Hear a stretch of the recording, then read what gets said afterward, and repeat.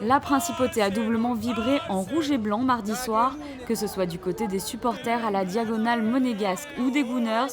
Ils affichaient leurs couleurs à l'unisson devant un stade Louis II qui affichait complet pour l'occasion. Du côté des bars de la Principauté, les malheureux qui n'ont pu trouver de place au stade ont choisi de se rassembler en nombre devant les écrans géants.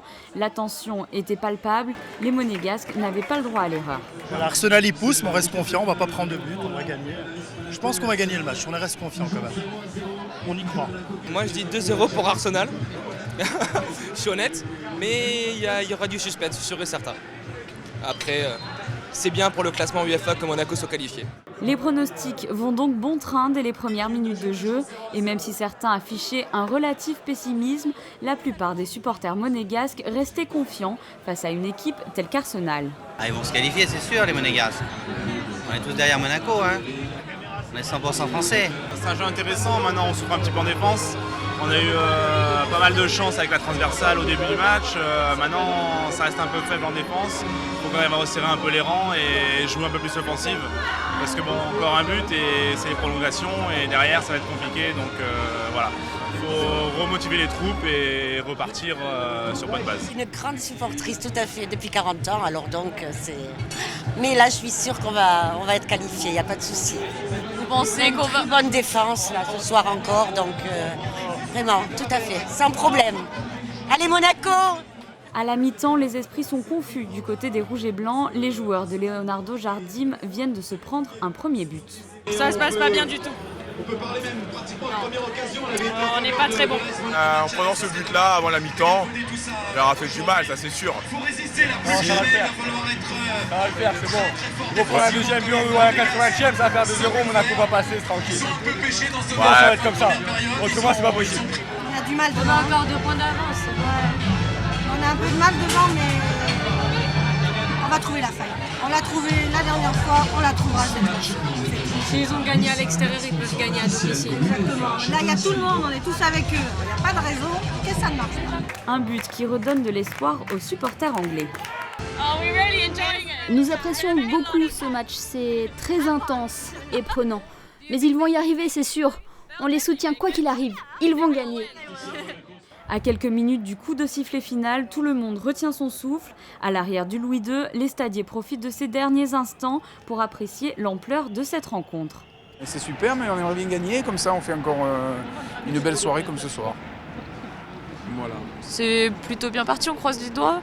Ben là, il reste pas beaucoup, là, on croise les doigts, mais c'est pas encore fini, quoi. Tant que c'est pas fini, c'est pas gagné.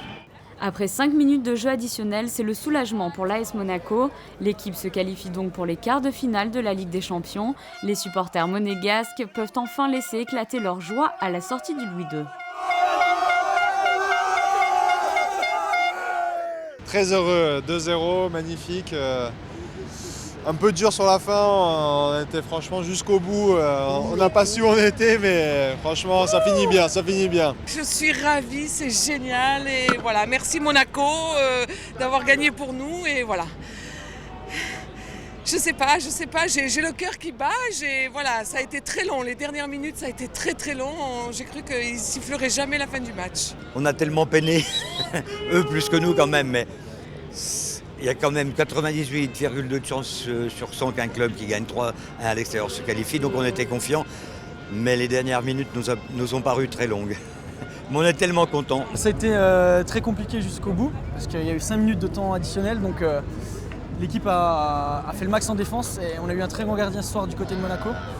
Donc il y a eu une défaite, parce qu'Arsenal c'est quand même un très gros, mais au final l'essentiel c'est la qualif. C'était excellent, la dernière minute, tout le monde chantait dans le stade et on devenait fou. Et puis moi je savais même pas, moi je croyais qu'il allait faire les pénaltys, mais puis j'ai demandé à mon père et il a dit non c'est fini et j'ai crié de partout et c'était excellent. Les Anglais fair play n'hésitent pas à venir féliciter leurs adversaires. On va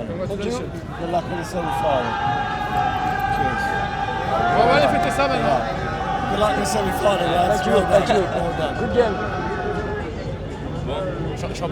Bon, fair play de la part des Anglais apparemment. Ah oui. Ils ont vibré aussi, mais Pas de la même façon. Pas de la même façon. Fallait être fort.